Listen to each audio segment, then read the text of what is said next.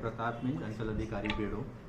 आज ये press briefing विशेष मकसद से बुलाई गई है। पिछले दिनों बेड़ो सरना स्थल के विवाद को लेकर पूर्व मंत्री देव कुमार धान के द्वारा अंचल अधिकारी पर एक गलत बयानबाजी की जा रही है कि अंचल अधिकारी ईसाई धर्म होने के कारण सरना और हिंदू में लड़वाने का काम किया जा रहा है, जबकि ऐसी कोई बात नहीं है। उनके द्वारा ये गलत आरोप लगाया जा रहा है कि सरना समाज के द्वारा बेड़ो स्थल सरना स्थल की मापी के लिए पेमेंट करने के बावजूद सीओ के द्वारा मापी नहीं की गई है और 1 साल तक सीओ ने कोई कार्रवाई नहीं की गई है। जबकि मैं बताना चाहूँगा कि बेड़ो सरना समाज के श्रीमती चुमानी देवी के द्वारा एक आवेदन, ऑनलाइन आवेदन 28 नवंबर 2023 को प्राप्त हुई थी, ऑनलाइन आवेदन, जिसमें गलत आवेदन प्राप्त हुई थी। इसका खाता संख्या 1, प्लॉट संख्या 00, रकबा 00। उसके बावजूद हमने उसको सुधार करते हुए 9 जनवरी 2024 को बेड़ो सरना स्थल की मापी कराई है और अंचल अमीन के द्वारा मापी की गई है और मापी प्रतिवेदन सभी के सामने यहाँ पे उपस्थित है। और उस सरना स्थल की मापी के दौरान चुमानी देवी, बेड़ो मुखिया सुशांति भगत, राकेश भगत, बेड़ो के पहान और सभी लोगों की उपस्थिति में यह मापी की गई है। और 9 जनवरी 2024 को बेड़ो सरना स्थल की मापी के दौरान सभी लोगों ने उपस्थित होकर इस मापी प्रतिवेदन में हस्ताक्षर भी किए हैं और अंचल अमीन के द्वारा मुझे अंचल अधिकारी को मापी प्रतिवेदन समर्पित करते हुए उसका संपूर्ण विवरणी तैयार की गई है और सभी के सामने उपस्थित है। इसके बाद 6 जून 2025 को भी नापी की गई है और नापी प्रतिवेदन सभी के सामने उपस्थित है और बेड़ो सरना स्थल में किसी प्रकार का विवाद नहीं है, कहाँ ही कोई अतिक्रमण है।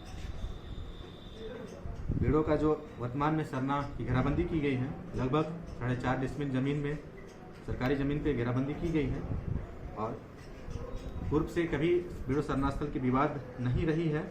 और वर्तमान में जो विवाद उत्पन्न हो रही है, कुछ जो नेता हैं जो बाहरी लोगों के द्वारा यहाँ के लोगों को गलत बयानबाजी करने के कारण उत्पन्न हुई है, बिना तथ्यों की बात कही जा रही है और उनके द्वारा गलत बयानबाजी के कारण ये विवाद उत्पन्न हुई है।